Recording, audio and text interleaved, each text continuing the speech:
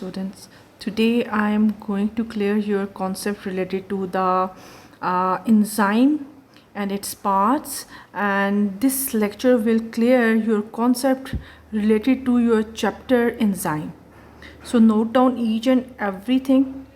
I will clear each and every structure part, each and everything related to the enzyme.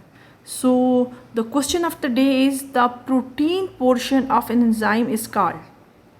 Now try to get the concept that the protein here, the protein portion, and protein portion I will clear not only the protein portion, I will clear the non-protein portion of the enzyme, each and everything. So you have four options: apoenzymes, prosthetic group, cofactors, coenzyme.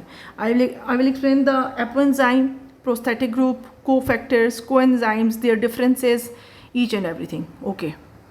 Now, first of all, I will clear your concept about the most important structure or most important terminology, which is the holoenzyme. Here you can see this is the holoenzyme. Holo means like you can say that a complete. Here the word holo is for complete. Now complete enzyme is actually that enzyme which consists of both protein and non-protein portion. Now here, which is the protein portion and which is the non-protein portion? Like you know that the enzymes are biological catalyst, आप सबको पता है, and you know that the enzymes are biological catalyst and they do not utilize during the chemical reaction.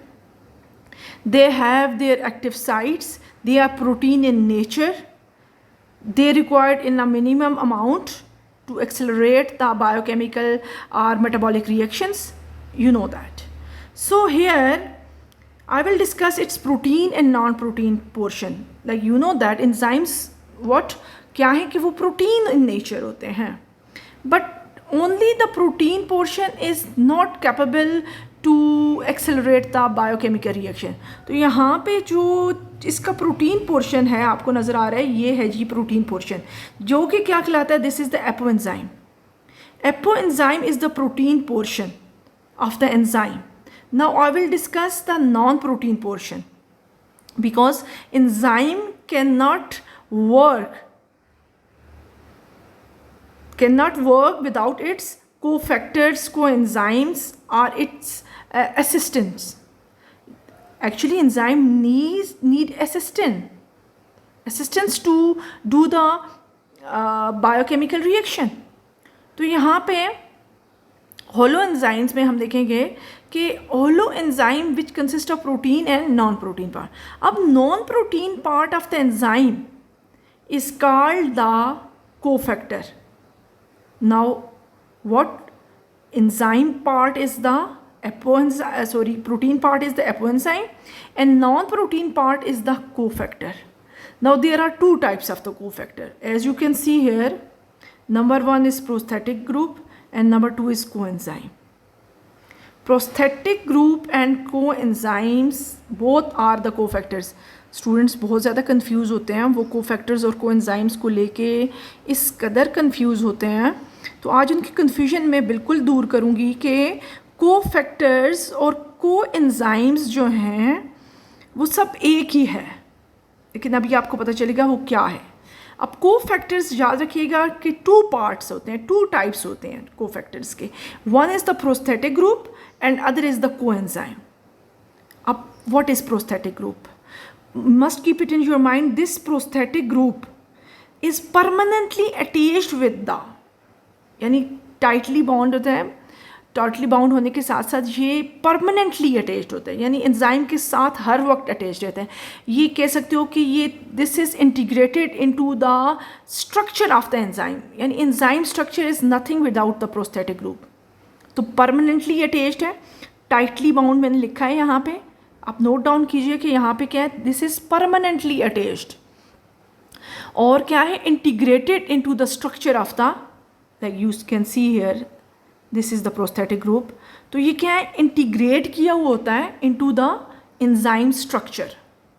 अब ये prosthetic group जो है ये आगे जाके हम देखते हैं कि ये ऑर्गेनिक भी हो सकते हैं और ये इनऑर्गेनिक भी हो सकते हैं। Must keep it in your mind कि ये ऑर्गेनिक भी होते हैं प्रोस्थेटिक ग्रुप, इनऑर्गेनिक। अब इनऑर्गेनिक में आपके पास नंबर ऑफ एग्जांपल्स हैं, जैसे आप कहते हो कि आयरन है, कॉपर है, जिंक है, मैग्नीशियम है। ऑर्गेनिक में आप कह सकते हो जैसे ऑर्गेनिक में हम कहेंगे कि FAD है, FAD फ्लेविन एडिनिन डाइन्यूक्लियोटाइड। इसके अलावा हम बायोटिन, ये पार्ट होते हैं, बायोटिन है। इसके अलावा हम कह सकते हैं हीम है। अब हीम आपने कहाँ पढ़ी है? हीमोग्लोबिन के अंदर। Haem is the part of haemoglobin as well as it is the part of the cytochromes. Do you remember the hemoglobin which is, you know, that the pigment which is present in your red blood cells, and the cytochromes are the electron carriers. You have done with the cytochromes in the electron transport chains. ठीक है? So heme is the part of the cytochrome as well as the hemoglobin. अब hemoglobin is nothing without the heme group. So heme, biotin, FAD, these are permanently attached with the enzymes, integrated into the structure of the enzyme. तो ये है जी इसका क्या prosthetic group, जो कि हमने कहा ऑर्गेनिक है। और इसके अलावा जो इनऑर्गेनिक पार्ट में आपने देखा, तो इनऑर्गेनिक में हम देख रहे हैं क्या क्या है हमारे पास, जिंक है, मैग्नीशियम है, कॉपर है एंड सो ऑन। जिंक है, आयरन है। तो आयरन कहाँ है? आयरन हीम में भी तो आयरन है। ठीक है, तो ये हमने बात की कि ये जो है एक ऑर्गेनिक है और दूसरा इनऑर्गेनिक है, और ये दोनों क्या है? प्रोस्थेटिक दोनों तरह से हो सकता है, लेकिन must keep it in your mind कि ये क्या है, they are permanently attached with the enzymes. अब दूसरी चीज़ हम करते हैं कोएंजाइम्स। अब coenzymes they are temporary, loosely attached.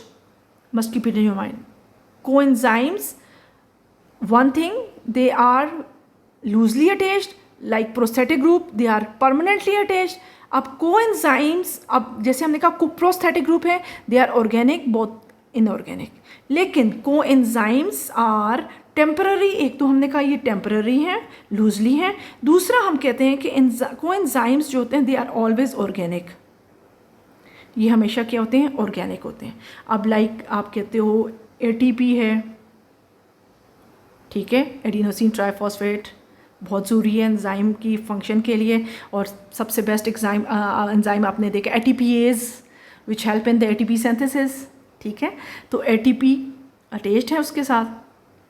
ठीक है, तो ATP उसका पार्ट बन जाती है लूजली, बट ये याद रखिएगा कि ये टेम्पररी होते हैं, ये परमानेंट नहीं होते। इसके अलावा NAD है, निकोटाइनामाइड एडिनिन डाइन्यूक्लियोटाइड। और ये आपको MCQs बना सकते हैं, बहुत सारे MCQs यहाँ पे अब आपको आ रहे हैं, ऑर्गेनिक में कौन से आ रहे हैं। और इसके अलावा हम NAD के अलावा और क्या कर सकते हैं, देखिएगा और भी बहुत सारी इसकी एग्जांपल्स हैं, अभी मेरे माइंड में नहीं आ रही हैं। तो हमने कहा कि ATP हो गया, NADP हो गया, यानी ऑर्गेनिक जो होते हैं वो कोएंजाइम्स हैं, और प्रोस्थेटिक जो होते हैं वो क्या होते हैं? ऑर्गेनिक भी हो सकते हैं, इनऑर्गेनिक भी हो सकते हैं। और हमने उसमें देख लिया कि क्या क्या। हाँ जी, एक और एग्जांपल मेरे जहन में आई, कोएंजाइम A। ये भी आपने कोएंजाइम A बहुत जगहों पे, खास करके आपने इसको कोएंजाइम A को किधर पढ़ा था, वो कोएंजाइम A को हमने पढ़ा था अपना बहुत ज़्यादा इम्पॉर्टेंट था क्रेब्स साइकिल के अंदर, एसिटाइल कोएंजाइम A। ठीक है, और वो क्रेब्स साइकिल में most of the reactions are carried out by the coenzyme. तो आपने देखा था coenzyme some time attached and some time detached from the enzyme. So this is the basic concept about the coenzyme prosthetic group. Is it clear to all of you? Now you can easily make your own MCQs. A number of MCQs you have now. ठीक है, तो types of the cofactors में prosthetic group भी आपने clear हो गया, coenzyme भी, और आपका enzyme part be clear again, enzyme part is known as the apoenzyme, and apoenzyme with its coenzyme and prosthetic group means the cofactor is the holoenzyme. So holoenzyme is what आपने कहा कि this holoenzyme is complete by this and this one. ठीक है? Okay, now we are moving further. चलें जी, अब ये है आपका, आपको अभी मैंने डिस्कस किया कि haem, this is the heme group and this heme group is present in the hemoglobin. आप सब बच्चों को पता है हीमोग्लोबिन क्या चीज़ होती है। और दूसरा मैंने कहा कि मैंने कहा दिखा भी दूँ आपको साइटोक्रोम, ताकि आपका कॉन्सेप्ट क्लियर हो जाए। यहाँ पे आप देख रहे हो कि आयरन है और 4 रिंग है नाइट्रोजन के, 1 2 3 4, और ये मिलके क्या बनाता है, हेम ग्रुप बनाता है। और हेम ग्रुप जो है, this is the example of the prosthetic group and it is permanently attached with the hemoglobin and the cytochromes. Must keep it in your mind. Now you can make your MCQ related to the hemoglobin and heme, and what is heme and what is the cytochrome and so on. So here you can easily choose your correct option. The protein portion of enzyme is called the apoenzyme. Is it clear? And now the concept related to the prosthetic group, cofactor, coenzyme is clear. Okay, you can contact with me for the online class. I will clear your all concepts, and if you have any question you can contact me, and kindly subscribe to my channel and follow me. Thank you so much.